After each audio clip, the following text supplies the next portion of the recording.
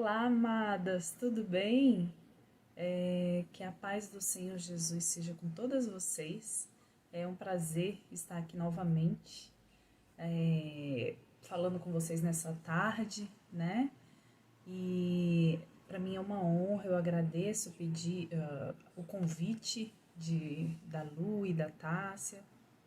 E com certeza vamos ser todas trabalhadas nessa história de hoje, nessa personagem bíblica de hoje. Vamos fechar os olhos para a gente poder orar e para a gente poder começar esse nosso encontro. Pai querido, Pai amado, Senhor de toda santidade, Senhor da misericórdia, Paizinho querido, o Senhor é convidado a estar com a gente aqui, Pai, nesse dia, nesse momento de reflexão, nesse momento de conhecermos um pouco mais da sua vontade para as nossas vidas, Senhor. Seja com cada mulher, cada convidada, cada pessoa presente, ó Pai, hoje aqui, nesse momento, e que o Senhor possa falar diretamente aos nossos corações, que cada uma possa abrir o seu coração e deixar o Senhor entrar e poder usar, Senhor, esse momento, essa personagem que a gente vai ouvir hoje um pouquinho, que elas possam se sentir abençoadas, Senhor. E o Senhor sabe a necessidade, a vontade de cada uma, Senhor. Então, Senhor, supra as nossas carências, as nossas necessidades, porque nós sabemos que em Ti podemos confiar, Pai. Começa a trabalhar em mim desde esse momento. E eu entrego, Senhor, nas Tuas mãos. Toda palavra que sair da minha boca, Pai, será proferida pelo Senhor. Então, Senhor, trabalha em nós, a começar por mim. E é isso que eu te peço em nome de Jesus. Amém. Queridas, como vocês estão? Hoje a gente vai falar sobre, adivinha quem? Dalila. A gente vai falar sobre Dalila, que vocês devem conhecer tão bem, né? Então, todo mundo conhece a história de Sansão e Dalila, mas hoje o nosso foco vai ser um pouquinho na Dalila. Vamos lá? Eu convido vocês a pegarem a Bíblia para a gente poder ler e começar. Vamos lá? Abram em Juízes 4, 16, 4 a 21, tá? Eu vou ler aqui e vocês me acompanhem aí. E depois disso aconteceu que se afeiçoou a uma mulher do vale de Soreque, cujo nome era Dalila. Então os príncipes dos filisteus subiram a ela e lhe disseram: persuade-o e vê em que consiste sua grande força e como poderíamos dominá-lo e amarrá-lo para assim o afligirmos. E te daremos, cada um de nós, 1.100 moedas de prata. Disse, pois, Dalila a Sansão: declara-me, peço-te, em que consiste a tua grande força e com que poderia ser amarrado para te poderem afligir? Disse-lhe Sansão: se me amarrarem com 7 vergas de vimes frescos, que ainda não estivessem secos, então me enfraqueceria e seria como qualquer outro homem. Então os príncipes dos filisteus lhe trouxeram 7 vergas de vimes frescos, que ainda não estavam secos, e amarraram-no com elas. E o espia estava com ela na câmara interior. Então ela lhe disse: os filisteus vêm sobre ti, Sansão. Então quebrou as vergas de vimes, como se quebra o fio da estopa ao cheiro do fogo. Assim não se soube em que consistia sua força. Então disse Dalila a Sansão: eis que zombaste de mim, e me disseste mentiras. Ora, declara-me agora com que poderia ser amarrado. E ele disse: se me amarrarem fortemente com cordas novas, que ainda não houvessem sido usadas, então me enfraqueceria e seria como qualquer outro homem. Então Dalila tomou cordas novas e o amarrou com elas e disse-lhe: Os filisteus vêm sobre ti, Sansão. E o espia estava na recâmara interior. Então as quebrou de seus braços como a um fio, e disse Dalila a Sansão: Até agora zombaste de mim, e me dissestes mentira. Declara-me, pois, agora, com que poderia ser amarrado? E ele lhe disse: Se teceres 7 tranças dos cabelos da minha cabeça com os liços da teia. E ela as fixou com uma estaca e disse-lhe: Os filisteus vêm sobre ti, Sansão. Então ele despertou do seu sono e arrancou a estaca das tranças tecidas, juntamente com o liço da teia. Então ela lhe disse: Como dirás, tenho-te amor, não estando comigo o teu coração? Já 3 vezes zombaste de mim e ainda não me declaraste em que consiste a tua força. E sucedeu que, importunando-o, ela todos os dias com as suas palavras e molestando-o, a sua alma se angustiou até a morte.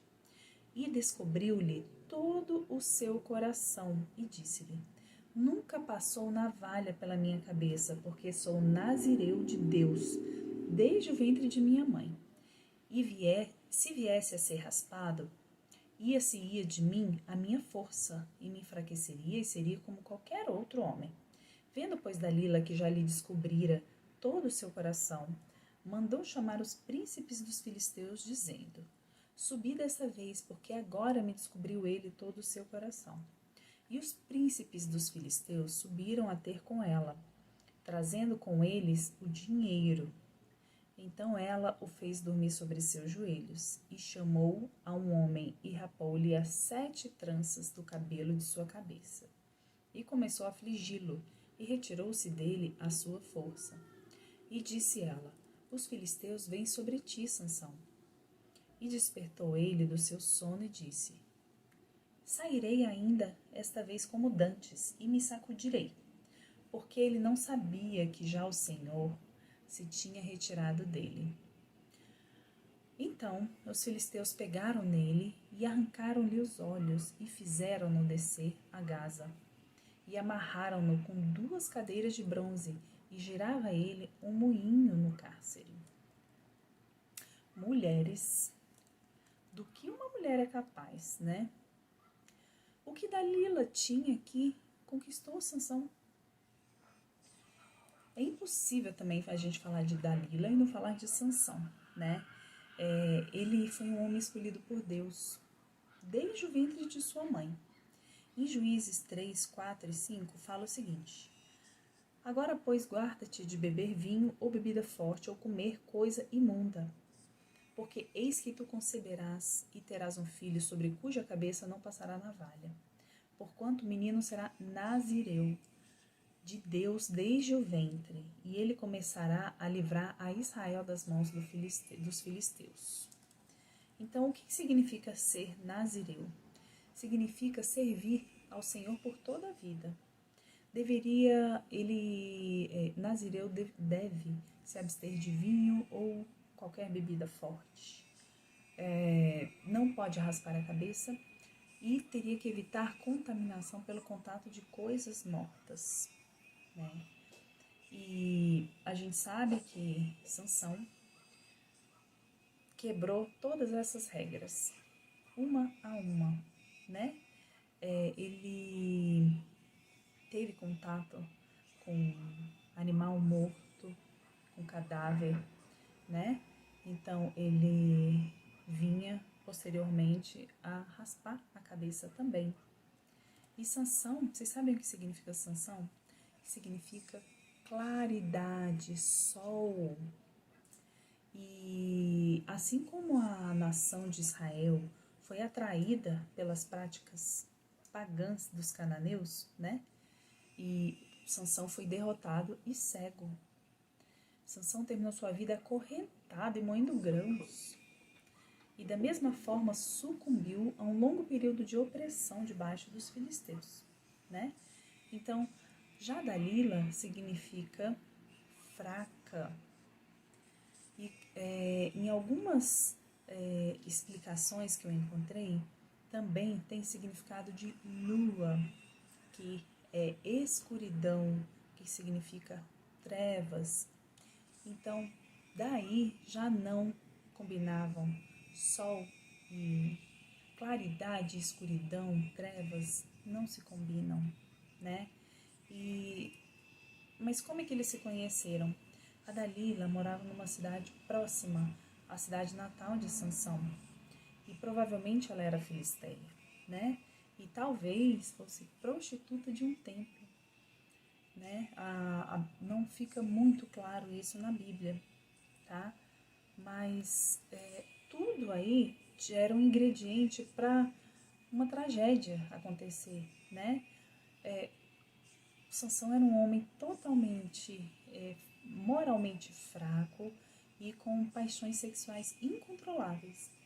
E Dalila era uma mulher totalmente sedutora e tentadora, motivada pela cobiça, né? Foi totalmente motivada pelo dinheiro. E a gente aqui vê umas características de Dalila, né? Ela era totalmente ambiciosa, né? Os príncipes filisteus ofereceram para ela 1.100 moedas de cada um. Eram 5 príncipes. Então, imagina quanto dinheiro ela ia ganhar com isso. Esse dinheiro, ela poderia comprar terrenos, casas, palácios, o que ela quisesse.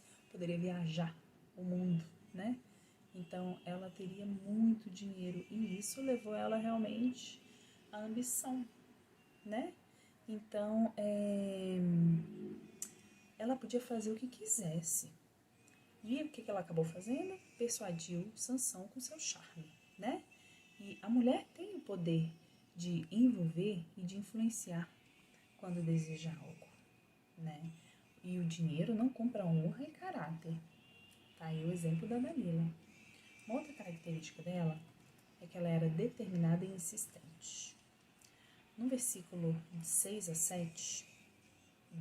17 de Juízes, fala como ela tentou descobrir o segredo de Sansão, né? Ela tentou por 3 vezes e ele mentiu por 3 vezes. E a Bíblia diz que ela o importunou todos os dias até perder a paciência, até ele perder a paciência e ficar angustiado até a morte. Imagina, a alma dele ficou angustiada até a morte. Então, e Dalila não insistiu, tá? A meta dela era destruir Sansão. E no verso 15 diz que ela se fez de ofendida para conseguir o que queria. Sansão deveria aí ter se tocado e visto a armadilha que ele estava se metendo, mas ele não viu. Ele continuou. Então, uma outra característica de Dalila é que ela era calculista, né? Do versículo 18 a 20, fala como ela descobriu, né, que a fraqueza de Sansão, de tanto ela insistir. Ele falou qual era a fraqueza dele. O que um homem cego de paixão faz, não é verdade? Então, quando ela descobriu, ela colocou ele deitado no joelho dela. Aí a gente imagina como se fosse um gesto de amor, certo? Não. Ela colocou ele deitado, fez ele dormir. Então, ela teve a oportunidade e o cabelo dele foi cortado e ele foi entregue para os inimigos. Sansão teve um fim trágico. Quando os filisteus descobrem seu segredo, eles vazam os olhos de Sansão, eles furam os olhos de Sansão e raspam seus cabelos. Pelo que tudo indica, ela deve ter ficado lá, contando o dinheiro, enquanto via Sansão ser levado. Vocês conseguem imaginar uma cena dessa? Como ele deve ter se sentido traído? E no mesmo instante que ele estava lá, achando que ia acordar e ter a mesma reação, forte do jeito que ele sempre foi, ele viu que o Senhor abandonou ele. Isso deve ser uma sensação muito ruim, né? Mas nessa história, o que a gente pode aprender com a Dalila? Vamos refletir um pouquinho? A mulher tem o poder para derrubar ou edificar, não é verdade? que você use seu poder para edificar a sua casa, o seu marido e os seus filhos. A nossa feminilidade não pode ser usada para destruição. Ela tem que ser usada para glorificar a Deus. E Dalila, com seu charme,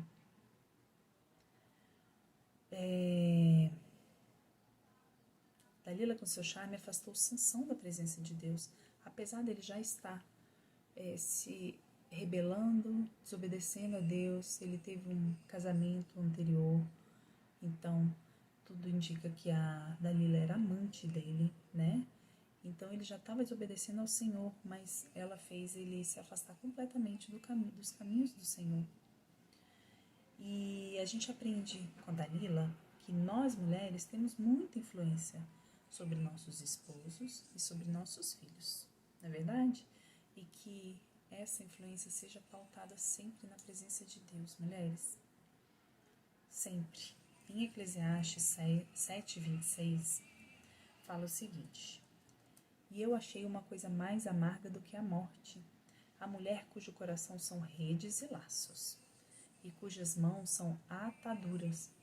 Quem for bom diante de Deus escapará dela, mas o pecador virá a ser preso por ela.